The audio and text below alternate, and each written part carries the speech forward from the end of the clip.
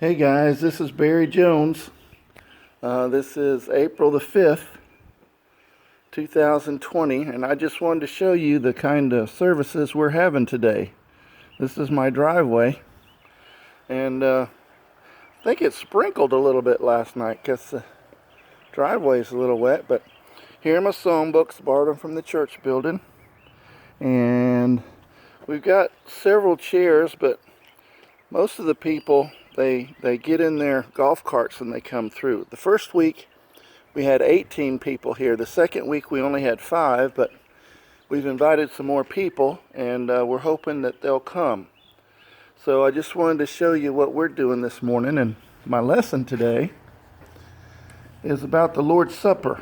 And here are my notes. In John 16:33, Jesus was telling his disciples not to be disconcerted or unhappy because he had overcome the world. He said in John 16:33, I have told you these things that in me you may have peace. In this world you'll have trouble, but take heart. I have overcome the world. And when we think about our situation compared to Jesus' situation, I don't think there's any comparison. Jesus was actively opposed by almost everyone, by the Pharisees, the Sadducees. He was opposed, and he was trying to do the right thing. Our situation is a little bit different. We're trying to protect one another, and we're staying away from one another. So it's an odd situation, but we shouldn't be discouraged because Jesus knows what we're going through, and he cares for us. In Matthew 26 to 29, the last really ceremonial meeting that he had with his disciples, he took bread, and this was during the Passover feast that he shared with his disciples.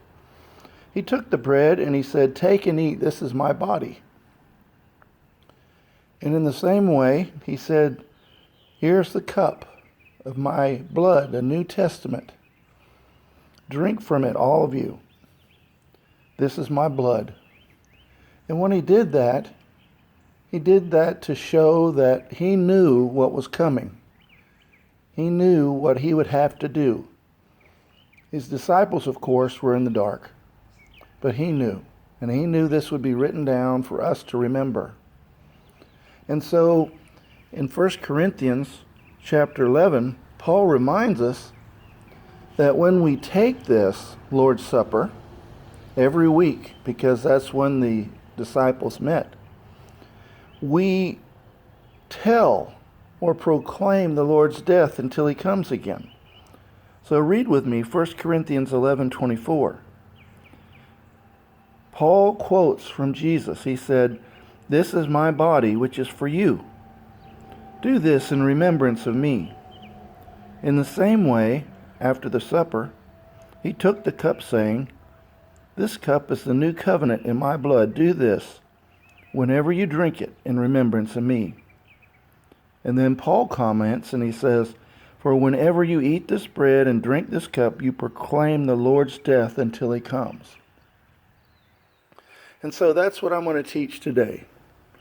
I know Kathy will be here, and I have some students in the neighborhood.